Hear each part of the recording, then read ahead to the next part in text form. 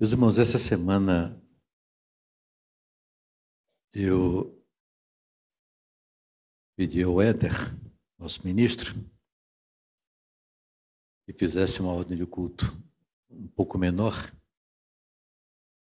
porque eu queria falar aos irmãos pelo menos umas 2 horas e meia.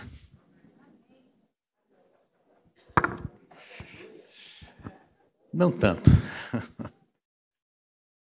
Eu quero convidá-los em pé, para que estejam em pé, para lermos na carta aos Efésios, o capítulo 5.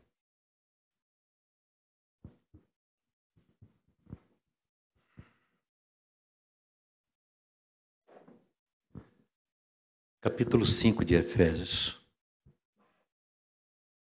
a partir do verso 1.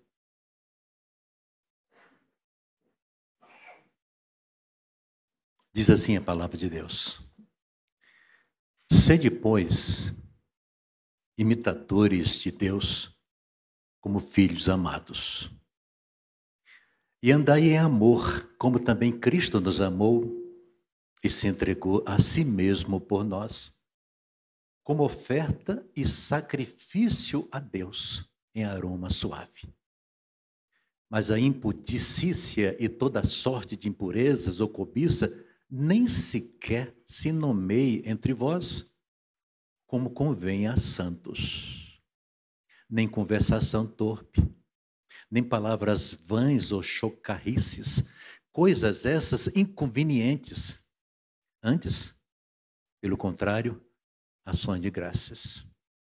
Sabei, pois, isto: nenhum incontinente ou impuro ou avarento, que é idólatra, tem herança no reino de Cristo e de Deus.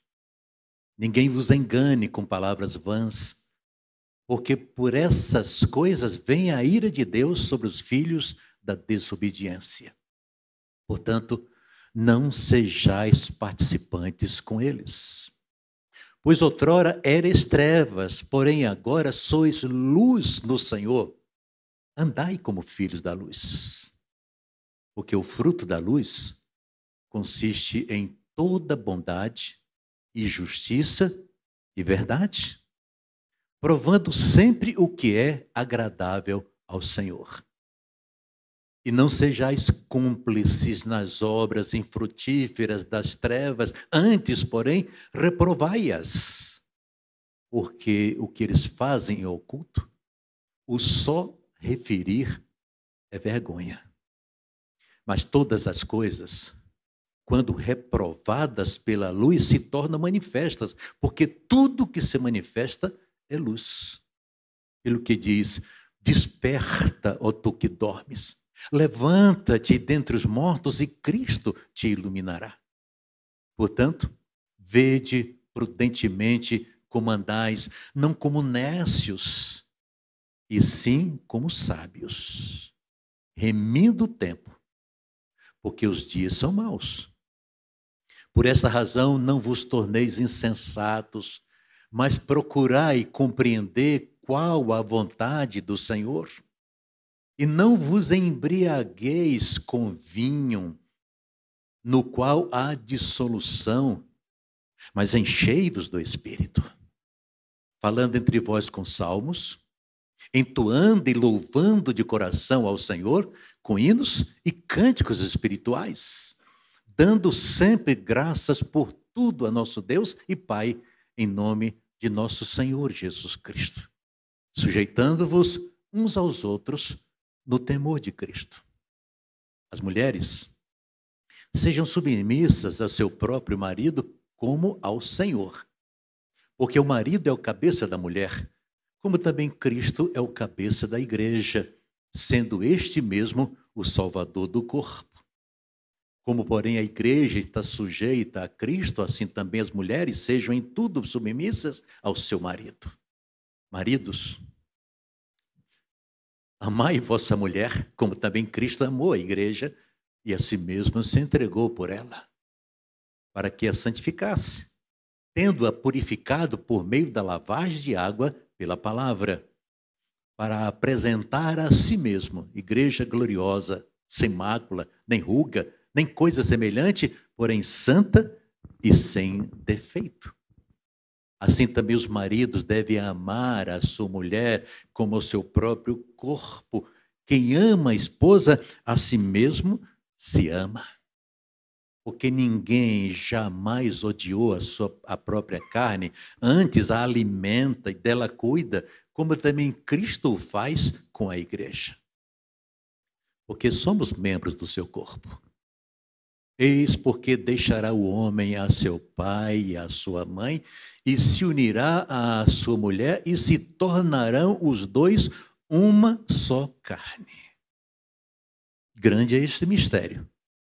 Mas eu me refiro a Cristo e à igreja. Não obstante vós, cada um de per si, também ame a própria esposa como a si mesmo, e a esposa respeite ao marido. Que o Senhor coloque, irmãos, em o nosso coração a sua palavra. Obrigado, Pai, por tudo que aconteceu até aqui. Obrigado pela leitura da tua palavra. E suplicamos, ó Deus, que o Espírito Santo possa colocar em o nosso coração a tua mensagem, Pai Santo. Que a voz a ser ouvida nesse momento seja apenas a voz do Senhor em nosso coração. Oramos em nome de Jesus. Amém. Quero sentar-se, queridos. Meus irmãos, nessas 2 últimas semanas, eu li por algumas vezes a carta de Paulo aos Efésios. E me detive mais longamente no capítulo 5, capítulo 6. E eu fiquei pensando com os meus botões. Seria bom que tivesse alguma coisa que nos conduzisse, nos motivasse, nos obrigasse até a ler pelo menos 3 vezes no dia o capítulo 5, o capítulo 6 dos Efésios. Porque as lições que nós encontramos aqui, meus irmãos, são preciosas. E falam de vida cristã, de relacionamento com Deus, de submissão ao Espírito Santo do Senhor, para que possamos cumprir em todo o nosso viver, em todas as circunstâncias, em todas as áreas da nossa vida, a vontade plena do nosso Deus. E eu me detive entre esses capítulos 5 e 6, especialmente no verso 18. Li por algumas vezes, meditei por algumas vezes, estudei algumas vezes.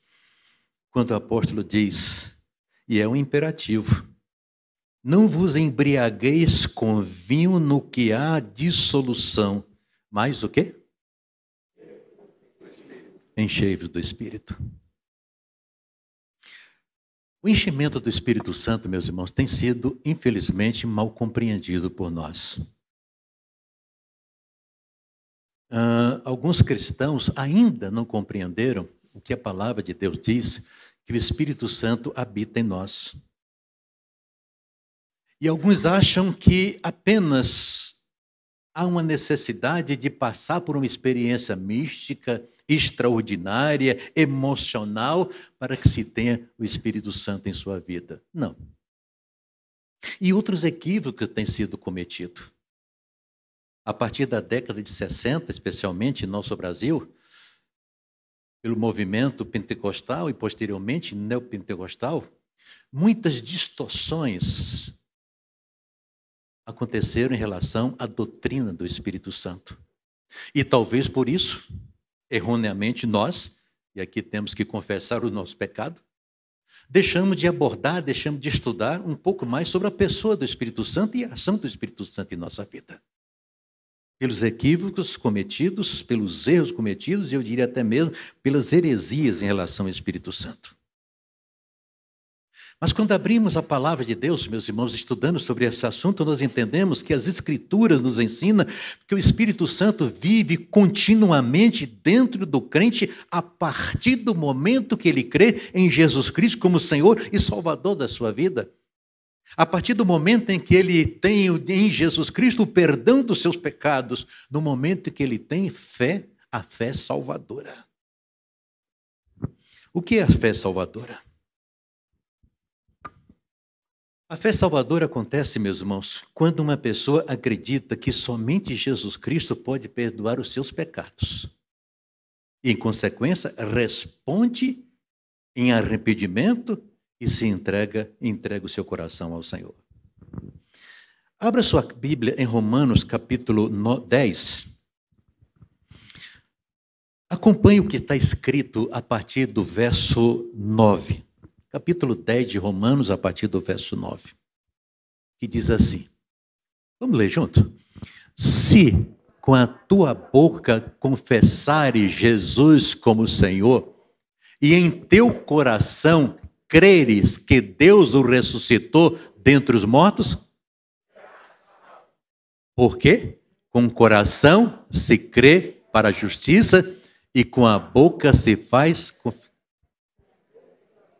Então, porquanto a Escritura diz, todo aquele que nele crê não será confundido, pois não há distinção entre judeu e grego, uma vez que o mesmo é o Senhor de todos, rico para com todos os que o invocam. Porque todo aquele que invocar o nome do Senhor será. E a pergunta que deixo para cada um responder a si mesmo. Você crê em Jesus Cristo como Senhor e Salvador da sua vida? Você crê no que diz a palavra de Deus, que aquele que confessar com os seus lábios e crê no seu coração que Jesus ressuscitou dos mortos está salvo? Você crê nisso? Você está salvo? Louvado seja Deus. Aí eu volto para Efésios e aqui cito inicialmente o capítulo 1, versos 13 e 14. Efésios capítulo 1, versos 13 e 14, que diz assim: em quem também vós, depois que ouviste a palavra da verdade, ou seja, o irmão, a irmã, que ouviu a palavra da verdade, o evangelho da vossa salvação, tendo nele também crido, já que o irmão creu em Jesus Cristo como Senhor e Salvador, fostes o quê? Fostes selados com o Espírito Santo da promessa. Verso 14. Esse Espírito Santo da promessa é o quê? O penhor da nossa herança, até ao resgate da sua propriedade em louvor da sua glória. Então, se você confessou com seus lábios que Jesus Cristo é Senhor e Salvador, e você creu no seu coração que Deus o ressuscitou dos mortos, que é um Cristo vivo, você está salvo. E o penhor da salvação, a garantia da salvação, o selo da salvação, é a presença do Espírito Santo em nossa vida. Louvado seja Deus por isso, irmãos. Então, esses textos, meus irmãos, ensinam que no momento em que uma pessoa tem fé salvadora em Jesus Cristo, essa pessoa é colocada no corpo de Cristo, que é a igreja, pelo Espírito Santo. E ele é selado, garantido, porque o Espírito Santo é o penhor da nossa salvação. Outras passagens bíblicas dizem que o Espírito Santo começa a viver em um crente exatamente nesse momento. E eu cito e vou ler o capítulo 8, verso 9 de Romano, que diz assim: vós, porém, não estáis na carne, mas no Espírito. E Espírito aí com E maiúsculo. Não estáis na carne, mas no Espírito. Se é que o Espírito de Deus habita em vós. Mas se alguém não tem o Espírito de Cristo, esse tal não é dele. O que é que o texto está dizendo?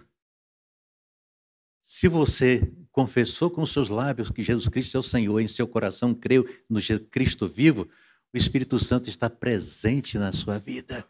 Se alguém diz, não, eu não tenho um Espírito, eu preciso ainda de uma experiência mística, extraordinária, espetacular para ter o Espírito, então você, na verdade, está dizendo, eu não sou crente.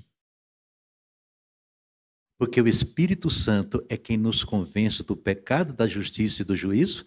É o Espírito Santo que é o penhor da nossa salvação. É o Espírito Santo que habita em nós. E como é que o crente em Jesus Cristo pode dizer que não tem o Espírito Santo? Então não é crente.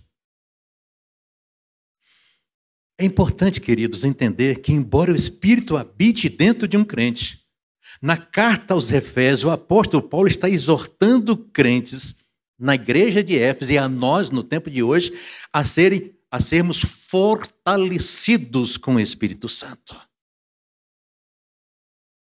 Isso implica, meus irmãos, que há algo mais do que o Espírito em nós batizando, selando e habitando. Precisa haver alguma coisa a mais. E esse alguma coisa a mais é o crescimento, é o relacionamento, é o andar no Espírito, é o estar cheio do Espírito Santo. Efésios capítulo 3, versos 14 e 15, o que é que ele diz? Por isso me ajoelho diante do Pai, para que, segundo as riquezas da sua glória, vos conceda ser fortalecidos com poder pelo seu Espírito no homem interior. Você notou o que Paulo está dizendo? Ele orou pela igreja em Éfeso, pelos crentes em Éfeso, que eles fossem fortalecidos com poder mediante o Espírito Santo em nosso homem interior. Paulo não estava orando, meus irmãos, para que eles se tornassem cristãos, porque eles já eram cristãos. A carta aos Efésios foi escrita para pessoas que já eram cristãs. Em Efésios capítulo 1, verso 1, ele fala à igreja de Éfeso dizendo: Paulo, apóstolo de Cristo Jesus, pela vontade de Deus, aos santos que estão em Éfeso e que são fiéis a Jesus Cristo. Então ele fala aos crentes de Éfeso, que ele chama de santos, santificados, portanto separados, e fiéis a Jesus Cristo. A esses crentes santos e fiéis, Paulo está dizendo, há uma necessidade de serem cheios do Espírito, de serem fortalecidos pelo Espírito. Eles tinham o Espírito, mas precisavam relacionar-se melhor, submetendo-se ao Espírito Santo. Então, volto a dizer, o apóstolo Paulo estava pedindo ao Espírito Santo para fortalecer esses cristãos. Ele nos diz que o Espírito Santo pode ajudar os crentes a terem vitória sobre o pecado, porque é o Espírito Santo que nos capacita para vivermos segundo a vontade de Deus. Nós não temos condições, meus irmãos. Não temos condições de cumprir toda a vontade de Deus. Não temos capacidade, somos limitados, somos frágeis, somos pecadores. Temos a natureza carnal, ruim. Por isso a necessidade que esse Espírito Santo que habita em nós nos controle, nos encha, nos ensine e nos capacite para que a vontade do Senhor se realize plenamente em nosso viver. É Ele que nos capacita. É o Espírito Santo que nos ajuda a entender a Bíblia, meus irmãos, a compreender a palavra de Deus. Eu não sei se os irmãos, talvez agora os irmãos possam voltar lá atrás, alguns há pouco tempo, outros há mais tempo, quando não éramos crentes, a Bíblia, o que era a Bíblia para a gente? Um livro qualquer, como outro, uma literatura qualquer. A gente lia a Bíblia, e aqui eu estou lembrando da minha experiência, eu peguei a Bíblia a primeira vez, eu li, que coisa complicada, o que é isso? Eu não entendi absolutamente nada. Porque não tinha, e nós, crentes de Jesus Cristo, não tínhamos antes discernimento para entender as Escrituras. Quem nos dá esse discernimento não é um curso de faculdade, uma pós-graduação, um doutorado em teologia, não. É o Espírito Santo do Senhor. É o Espírito Santo do Senhor. Eu fiz referência, há poucos dias atrás, a respeito de um grande homem de Deus que foi reitor do Seminário do Sul no passado, um pastor americano. Ele tinha um problema, eu contei isso já, ele tinha um problema com um texto da Carta dos Romanos. E ele pesquisou, como doutor que era, nos livros, nos grandes clássicos de teologia, procurou fazer hermenêutica e não conseguia entender. E uma certa ocasião, ele viajando por esse interior do Brasil, em um domingo, chega em uma determinada cidade e foi então um culto em uma igreja. Surpresa, foi assistir um culto em uma igreja batista, e naquele dia não tinha pastor naquela igreja, tinha um homem simples que assumiu o púlpito, e aquele homem abriu justamente o texto de Romanos, um texto que ele mais tinha dificuldade. E ele disse, se até hoje, nas pesquisas que fiz, eu não consegui compreender, o que é que ele vai falar?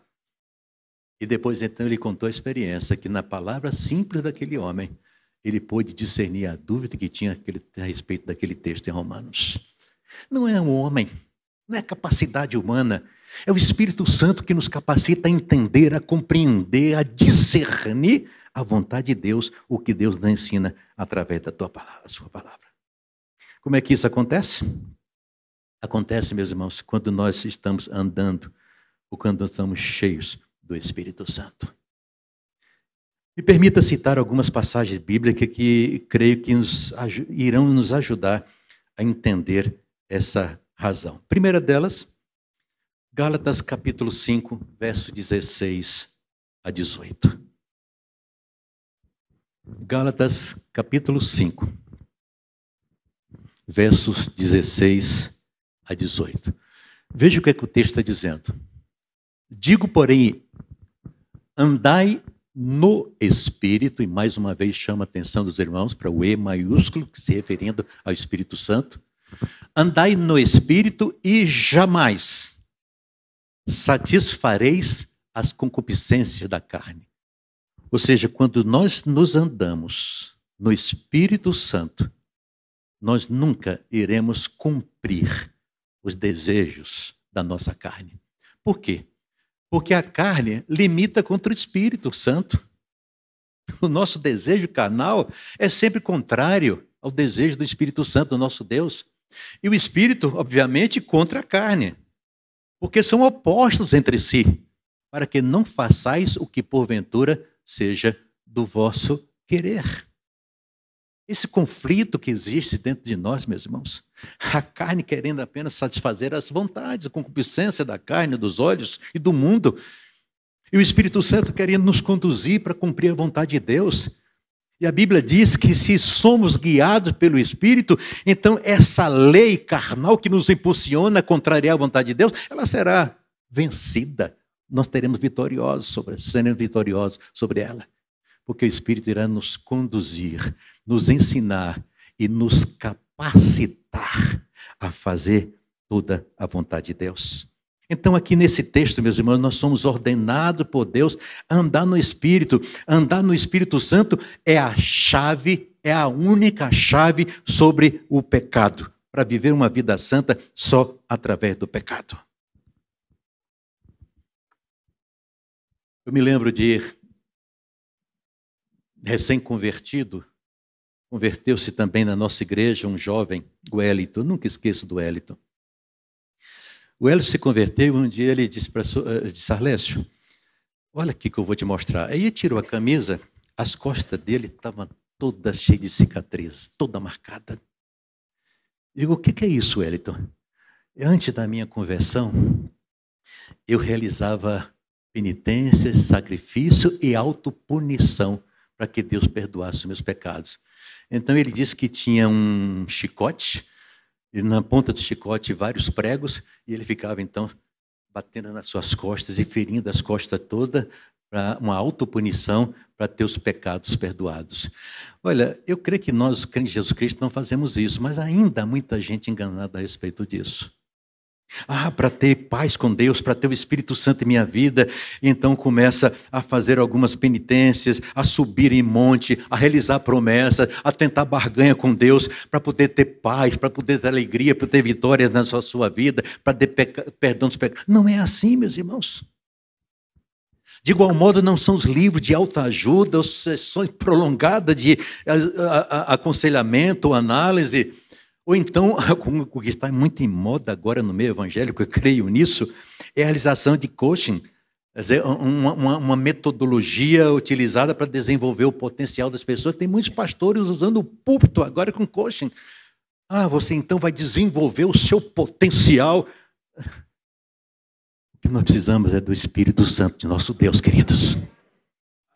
O que nós precisamos do Espírito Santo enchendo a nossa vida, controlando o nosso viver, fazendo com que nós cumpramos a vontade do Senhor.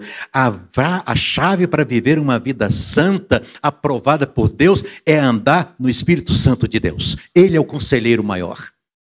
Não há coaching, não há absolutamente nada que possa nos capacitar a desenvolver o potencial que temos como crente, como filho de Deus, como servo de Deus, a não ser o Espírito Santo.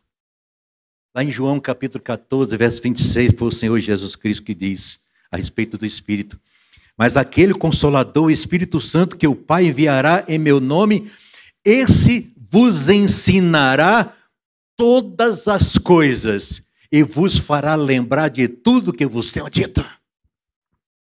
Então, quem nos ensina, quem nos dá discernimento, quem nos dá sabedoria para entendermos a vontade de Deus e quem nos capacita para fazer a vontade de Deus é o Espírito Santo, nosso Deus. Então, com o texto de lá, Paulo diz que devemos andar no Espírito. A palavra grega para andar no Espírito mesmo pode ser definida em uma sentença. Andar no Espírito significa permitir que o Espírito Santo realize em nós o que Deus o enviou para realizar. Qual é a obra do Espírito Santo? Nos convencer do pecado, da justiça e do juízo, nos ensinar e nos capacitar a cumprir toda a vontade de Deus. Então, quando eu quero andar no Espírito, eu estarei permitindo, me submetendo ao Espírito Santo para que Ele me ensine, para que Ele me conduza, para que Ele me guie e para que Ele me capacite a fazer a vontade do Senhor. A palavra andar no Espírito tem a ideia de realização, ou seja, é realizar o que o Espírito Santo nos ensina e nos capacita a fazer. Então não é uma coisa mística, extraordinária, espetacular, que mova os alicerces do templo. Não, absolutamente, irmãos. É submissão, é humildade, é colocar o nosso coração para que a vontade do Senhor se realize. E quando nós fazemos isso, a vontade da carne não prevalece mais. Não estamos mais escravizados à carne, porque o Espírito Santo nos conduza. Mas aí eu me lembro que Paulo também diz na sua carta aos Tessalonicenses: não extingais o Espírito. Extinguir o Espírito, meus irmãos, não é ter um negócio para apagar o fogo do Espírito.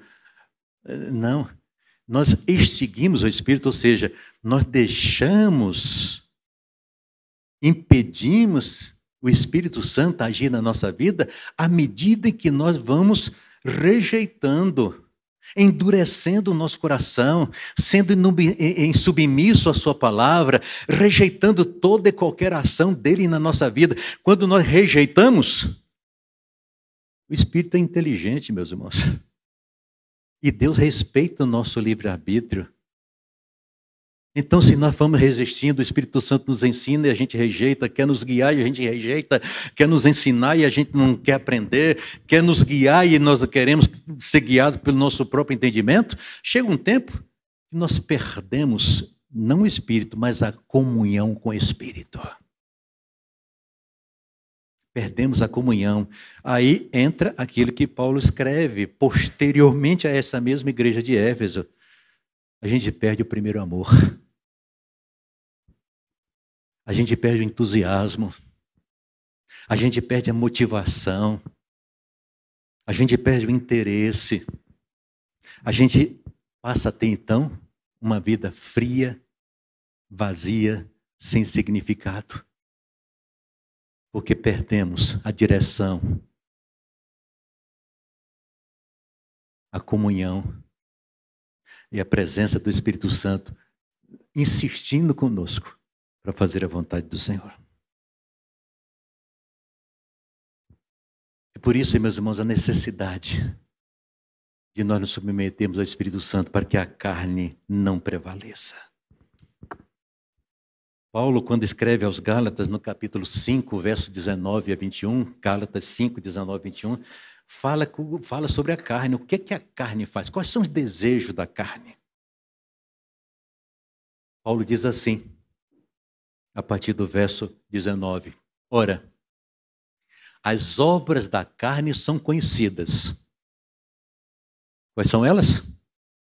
Prostituição, impureza, lascívia, idolatria, feitiçaria, inimizades, porfias, ciúmes, iras, discórdias, dissensões, facções, invejas, bebedices, glutonarias e coisas semelhantes a estas, a respeito dos quais vos declaro, como já outrora vos preveni, que não herdarão o reino de Deus os que tais coisas praticam. Isso é sério, irmãos?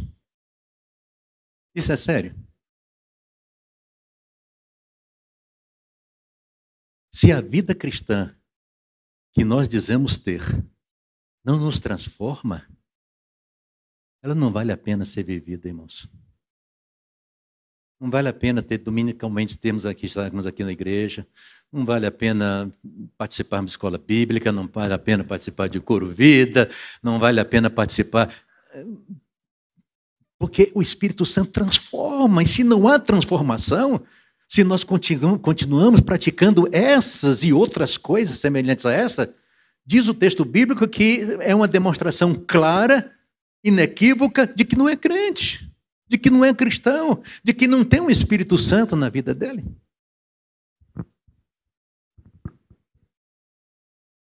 O desejo da carne, meus irmãos, é cometer pecado.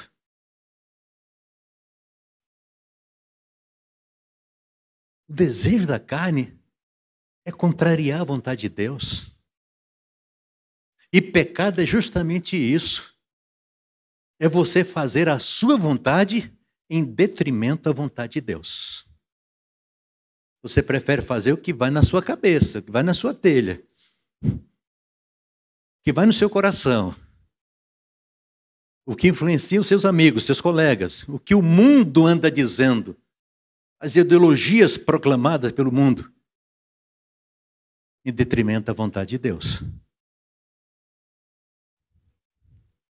Mas quando, diz o texto, estivermos andando no Espírito, nós não estaremos sendo escravizados, dominados pela carne. Pelo contrário. A gente começa a experimentar mudanças significativas e eu até diria emocionantes acontecendo em nossa vida. O crente que anda no Espírito descobrirá que Deus está transformando a sua vida e aí estará promovendo em seu coração não os desejos da carne, mas o fruto do Espírito. O fruto do Espírito estará crescendo, florescendo na sua vida.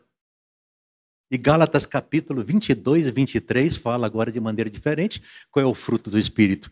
Mas o fruto do Espírito é, vamos dizer, amor, alegria, paz, longanimidade, benignidade, bondade, fidelidade, mansidão, domínio próprio. Contra essas coisas não são da carne. Essas são do Espírito. Então, se eu quero praticar essas coisas, se eu quero ter amor, alegria verdadeira, paz, longanimidade, benignidade, bondade, fidelidade, mansidão, domínio próprio, então eu tenho que andar no Espírito, porque o Espírito me capacitará a cumprir essas coisas que agradam e que alegram o coração do nosso Deus. A carne leva o pecado, mas o Espírito faz crescer em nós o fruto da justiça e da verdade. E esse fruto, meus irmãos, é produzido à medida que caminhamos de maneira fiel e constante, nos alimentando da palavra de Deus, tendo uma vida de oração, servindo ao Senhor e sendo sensível à ação do Espírito Santo em nossa vida. Como é que isso, meus irmãos, acontece? Como é que nós podemos permitir que isso aconteça? Às vezes nós nos perguntamos, Senhor, eu queria tanto conhecer a vontade do Senhor. Qual é a vontade do Senhor para a minha vida? Sempre perguntamos isso. Só que a gente não busca ouvir Deus. A gente apenas pergunta, mas não ouve. Como é que a gente ouve Deus? Não é ir para um monte ou qualquer outra coisa, ver se Deus fala, não. Deus nos fala através da sua palavra. Aí eu abro Efésios capítulo 5, verso 17 novamente, o primeiro texto que a gente leu. Paulo diz assim: portanto, não seja tolo, não seja insensato, mas entenda qual é a vontade de Deus. Procurar e compreender qual a vontade do Senhor. E aí, quando ele diz, procure entender qual a vontade do Senhor, ele complementa. E não vos embriagueis com vinho no qual há dissolução. Em outra tradução diz, não, no qual há devassidão, mas enchei-vos do Espírito. Meus irmãos, ser cheio do Espírito Santo significa que o Espírito Santo tem controle total sobre nós.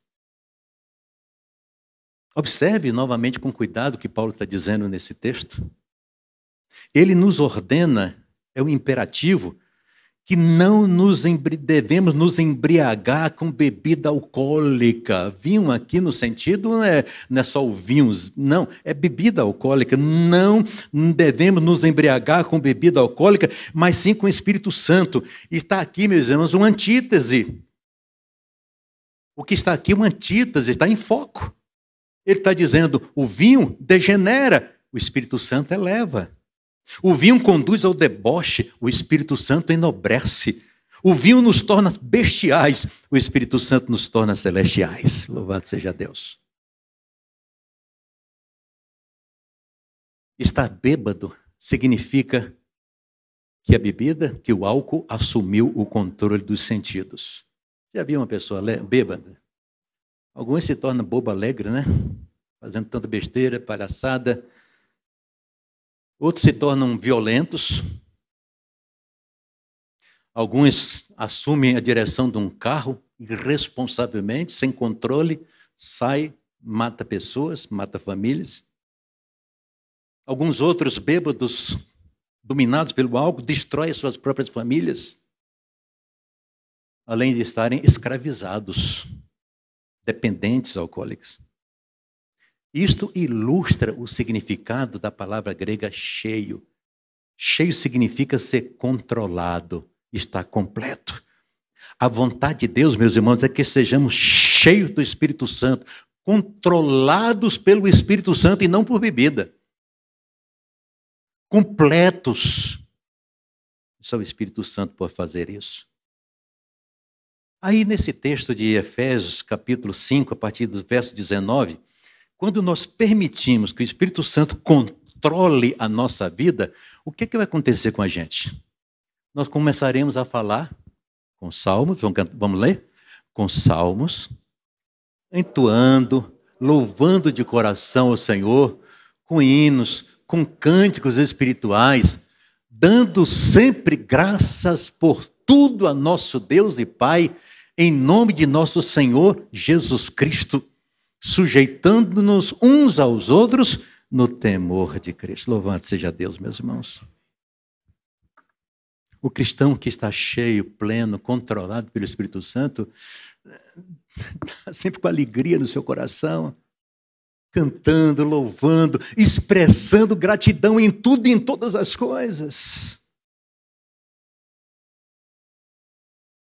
Terá alegria, gratidão e humildade para com os outros, também submissão. Estas são as marcas de um cristão cheio do Espírito, meus irmãos. O texto aqui não está falando de alguma experiência extraordinária, espetacular, mística, emocional. Não. Está falando do controle do Espírito, do enchimento do Espírito, nos capacitando, nos ensinando, nos fazendo realizar a vontade do Senhor. Agora, é verdade também que o texto não está falando que você vai estar sempre sorrindo. Não, está falando que você vai ter alegria no coração. E aí eu cito a afirmação de um pastor, quando alguém comentou que o crente tem que estar sempre sorrindo, ele disse, não, necessariamente não. Porque onde o sol brilha também no deserto. Nós temos os nossos desertos. Mas uma coisa que eu aprendi, que no deserto há flores também. E aí eu me lembro da história, que há muito tempo atrás eu vi uma jovem senhora recém-casada, casada com um militar do exército norte-americano. O militar foi transferido para uma área onde o exército atuava no deserto. Teve que mudar, acompanhar o seu esposo. Chegou lá, morando em uma residência simples, humilde, e no deserto. Ela ficou, no primeiro momento, desesperada. O que é que eu vou fazer nesse deserto? Não tem nada para ver. Mas depois, uma certa ocasião, ela observou que tinha lá no deserto uma flor muito bonita. Ela se aproximou daquela flor e achou um encanto naquela flor. Ela começou, então, a ver se deve ter outras flores no deserto. Ela começou a pesquisar as flores que havia naquele deserto. E ela se tornou, posteriormente, uma das grandes especialistas em flores do deserto. Escreveu um livro e dá palestras sobre as flores no deserto. Não, nem sempre nós estamos bem, com saúde, com prosperidade. Temos os nossos desertos, porque todos os homens de Deus passaram por isso. Os grandes santos de todos os tempos sofreram. Eu me lembro de Charles, que a Bíblia diz, aqui a biografia diz, Charles Haddon Spurgeon, sofria o tempo todo com depressão e foi um dos maiores pregadores que já existem nesse tempo, depois de Jesus Cristo, claro. Andava constantemente em depressão. Quando lemos Hebreus capítulo 11, os heróis da fé, todos eles passaram por perseguições, prisões, torturas, morte. Jeremias é considerado o profeta chorão, como sofreu também Jeremias. Mas essa passagem, meus irmãos, de Efésios, também está falando da necessidade de sermos humildemente, em uma humildade interior, com que faz com que as esposas se submetam aos seus maridos, que os maridos amem as suas esposas, que os filhos obedeçam aos seus pais, que os servos obedeçam aos seus senhores. Ou seja, uma vez que eu estou cheio do Espírito Santo, ele me conduz a fazer todas essas coisas que fazem parte da vontade de Deus para a minha vida, para a sua vida, para a vida daqueles que creem em Jesus Cristo como Senhor e Salvador. Interessante que esse texto de Efésios é quase o mesmo texto em Colossenses capítulo 3, a partir do verso 22. Paulo diz assim, que a palavra de Cristo habite ricamente em vocês com toda sabedoria, ensinando e admoestando uns aos outros com salmos, hinos, cânticos espirituais, cantando com gratidão em seus corações a Deus. Esposas sejam submissas a seu marido, marido ame a sua esposa, filhos sejam obedientes a seus pais, servos em tudo obedeçam àqueles que são senhores, seus senhores na terra. Interessante. Efésios capítulo 5 diz, enchei-vos do Espírito. Colossenses começa a lista dizendo, a palavra de Cristo habite em vós. Aí, no meu entender, ser cheio do Espírito e ter a palavra de Cristo abrindo em nosso, habitando em nosso coração é a mesma coisa. É a mesma experiência. A palavra de Cristo habitando em nosso coração. É importante a afirmação da palavra de Deus. Isso implica, meus irmãos, que queremos passar o máximo de tempo possível lendo, meditando, estudando e aplicando a palavra de Deus em nosso viver diário. E quando aplicamos a palavra de Deus em nosso viver diário, é porque estamos cheios do Espírito Santo, é porque estamos andando no Espírito Santo.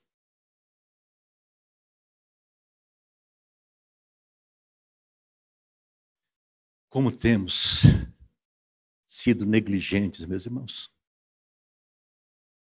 quanto à pessoa e à obra do Espírito Santo em nossa vida.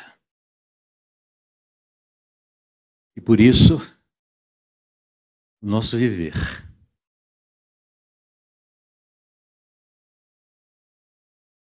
as marcas do nosso viver não influenciam, não fazem diferença na vida daquelas pessoas que estão próximas a nós.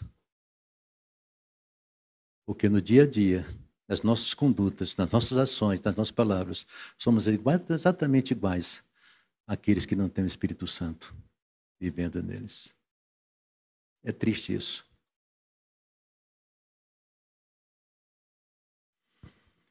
Estou caminhando para o final, mas ainda tem mais 1h30.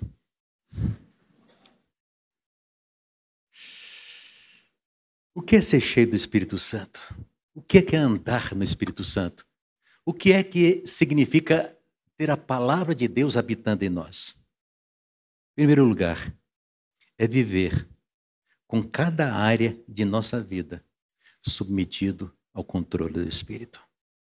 Assim como a pessoa cheia de vinho, cheio de álcool, está sob a influência, o controle do álcool, a pessoa cheia do Espírito Santo está sob o controle do Espírito Santo.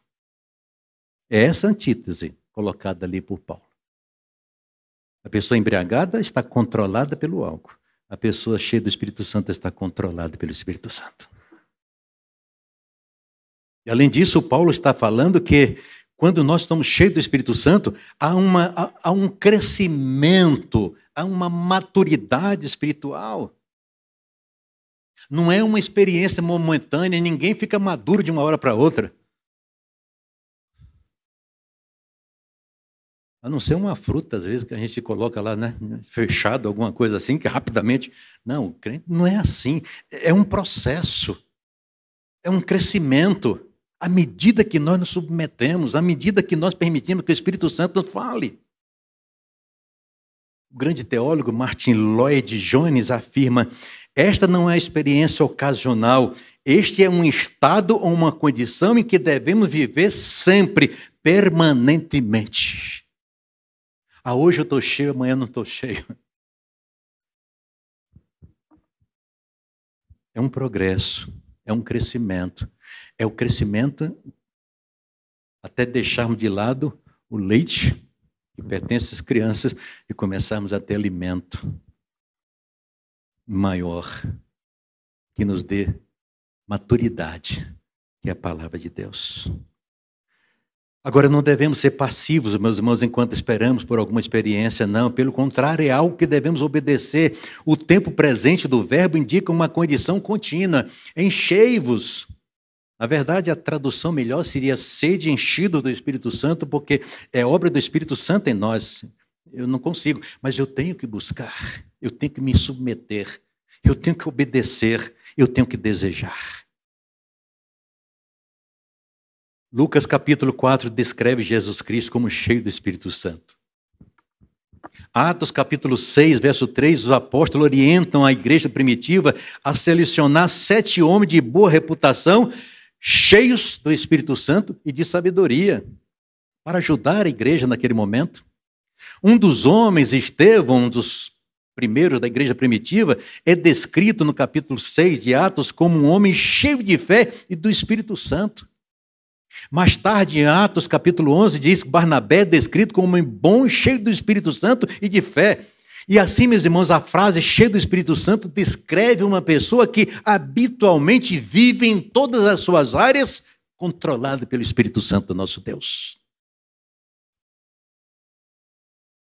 O crente cheio do Espírito Santo, que anda no Espírito Santo, que a palavra de Deus habita em seu coração, não é um homem obstinado, duro, rebelde, inconstante, insensato, tolo, como diz a palavra, mas é um homem controlado, que anda constantemente com a sua vida, entrega ao Espírito Santo, de modo que o fruto do Espírito Santo caracteriza plenamente o seu viver em todos os seus relacionamentos, em todos os seus momentos de vida. Segundo lugar, ser cheio do Espírito Santo, andar no Espírito Santo, ou permitir que a palavra de Deus habite plenamente em nossa vida, é viver com a palavra de Deus permeando todas as áreas do nosso viver. Tudo. Como marido, como esposa, como pai, como filho, como neto, como avô, como cunhado, como tio, como amigo, como colega. Em todos os nossos relacionamentos, a palavra tem que permear a nossa vida de tal forma que aquilo que a gente fala e a maneira como a gente age glorifica o nosso Deus. Aliás, a palavra de Deus diz que tudo que a gente faz, até o comer e beber, tem que ser para a glória do nosso Deus. Então deixe que a palavra de Deus habite ricamente em você. Terceiro lugar, meus irmãos, ser cheio do Espírito Santo, andar no Espírito Santo, permitir que a palavra habite plenamente em nós, significa que cada vez mais profundamente eu me relaciono com Deus, eu tenho comunhão com o Senhor. Nós precisamos lembrar, meus irmãos, que o Espírito Santo é uma pessoa. Aliás, tem uma denominação que é considerado seita, E diz que o Espírito Santo é força, que é energia. A energia não nos convence do pecado, da justiça e do juízo. Quem nos convence é uma pessoa, o Espírito Santo. Uma energia nos capacita, quem nos capacita é o Espírito Santo. Jesus Cristo foi batizado e lá estava o Pai falando, o Espírito Santo descendo, uma pomba e o Filho ali presente. O apóstolo Paulo recomenda nas suas cartas, termina a bênção apostólica, né? Em nome do Pai, do Filho e do Espírito Santo. Não se fala em nome de uma energia, é de uma pessoa. É um relacionamento com Deus triunfo, através do seu Espírito que habita em nós. Em quarto lugar, ser cheio do Espírito Santo, andar no Espírito Santo, ou permitir que plenamente habite em nós, significa, meus irmãos, que Deus concede poder extraordinário a cada um de nós para viver plenamente a vontade de Deus. Não temos capacidade, volto a dizer, mas o Espírito nos capacita.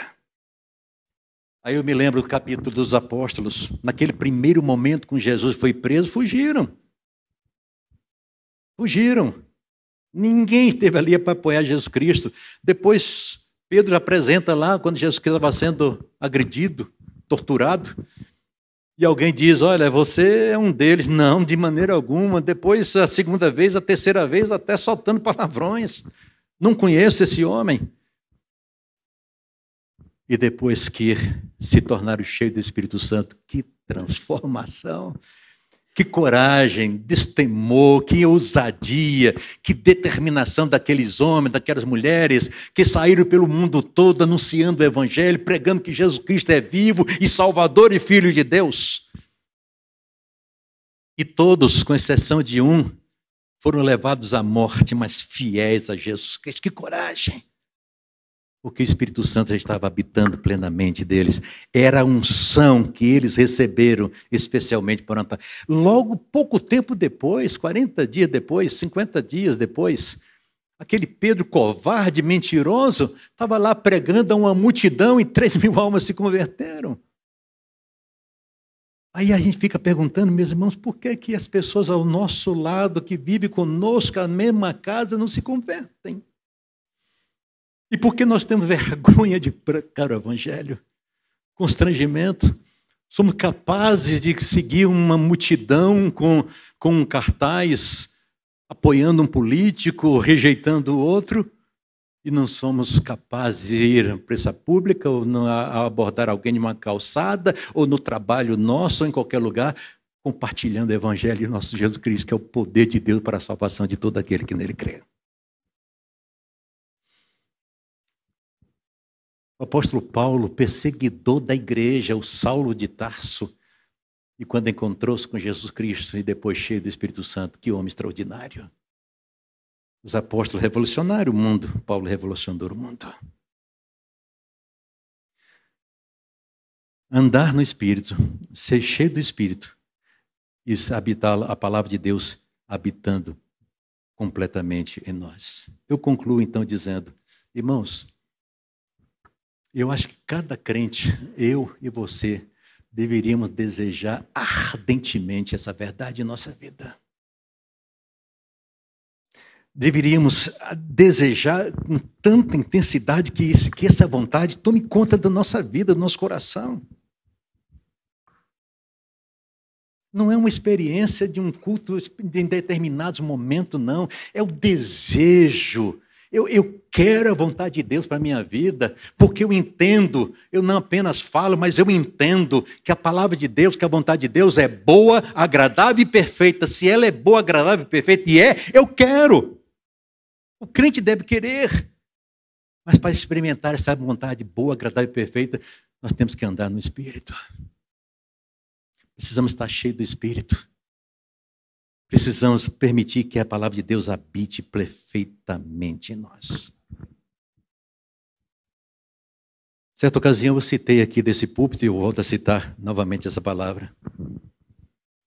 Sabe qual é a maior distância que existe entre dois pontos? A maior distância que existe é entre a cabeça e o coração. tudo que eu disse aqui, porque eu disse à luz da palavra de Deus, você pode estar dizendo, pastor, é isso mesmo, eu compreendo perfeitamente. Mas não basta ficar aqui, tem que descer. Tem que descer para o coração. Tem que descer para a vontade, para o desejo, para a determinação. Eu quero. E permitir que o Espírito Santo. A palavra de Deus diz, é o próprio Deus que diz, dá-me, filho meu, a tua cabeça, não é isso? Dá-me, filho meu, o teu bolso. Dá-me, filho meu, o teu coração. Está na sua cabeça, mas cabe a você permitir que ele desça para o seu coração. Amém? Vamos ficar em pé? Santo Espírito, enche a minha vida.